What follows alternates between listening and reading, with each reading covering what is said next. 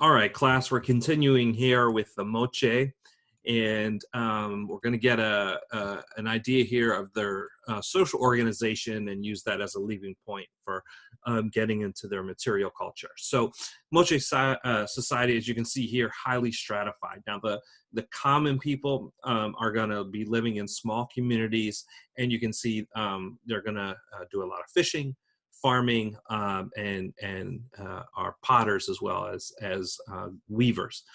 In the cities, you're getting craft specialists. So these are people who are not worrying about subsistence practices, right? There's enough of a food surplus that they're able to engage in some other activity to make a living. So you see some really amazing ceramics coming out of the formal Moche potters, as well as metalworking. And then we have a priestly and class with the rulers as well. So you kind of see these levels. So kind of on that ground, that base level, you see there the remnants of a home,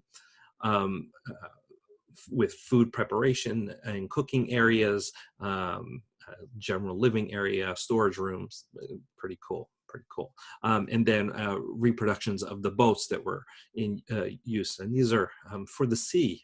So really impressive, almost like a kayak kind of form.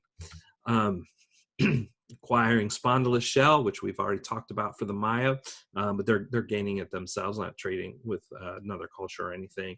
And then you see some ancient depictions of the boats, the reed boats. Very, very cool.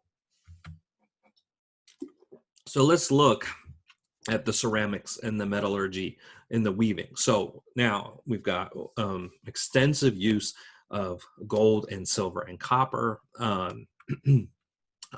Just kind of shifting gears for us, right? So these are just some of the more ornate objects that have been found. Very cool. Figurines and figurine whistles. Spindle whorls. So you put a stick in there and it helps you keep track of your yarn for weaving. And then we get these stirrup spout vessels, which I'll show you what they look like. And they're mold made. And I think I have some pictures of that as well. So these are the stirrup vessels. And so that distinctive spout that's also a handle is really a hallmark of this type of Moche pottery anyway. So here you see what the mold would look like. So here you're forming the base of the pot. And then this is how you form the stirrup handle / spout. Feel like doing the I'm a Little Teapot song. Okay. Now, some of the most amazing Moche vessels are these portrait vessels. And it says here, in certain circumstances, we can see the same individual portrayed as they age. Is that not cool? You see like A, B, and C, and it's the same person, through different stages of life.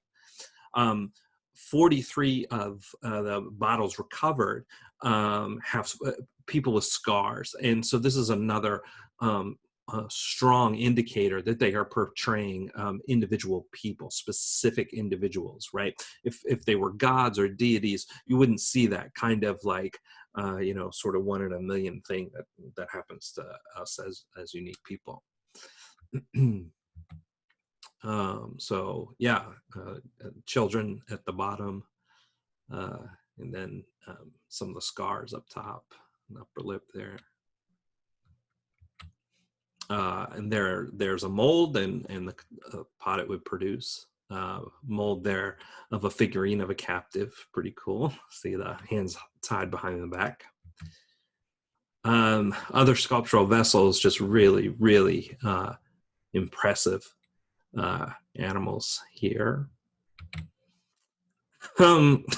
Okay, and so some of the Moche pottery is quite graphic, and some of it is quite sexual in nature. So just a hint, the people in the upper right, that is not a birthing scene, that is a threesome. A good friend of mine gives a whole hour and a half long lecture on Moche sex pottery. If you're bored in your isolation, go ahead, have a ball. Go ahead and Google Moche sex pottery. They were very adventurous, let's put it that way, in their sexual behavior. The lower left, you know, this poor kind of captive tied to a tree, you know, eyes being pecked out, or skin's been chewed away. Really kind of crazy. Finally, the fine line vessels. Now these can have stirrup spouts, but are really known for this fine line artwork. And they tend to be narrative stories. And I'll tell you a story about our interpretation of these narratives in a bit. All right, that's it for this video. I hope I didn't make you blush. Anyway, I'll see you in the next one.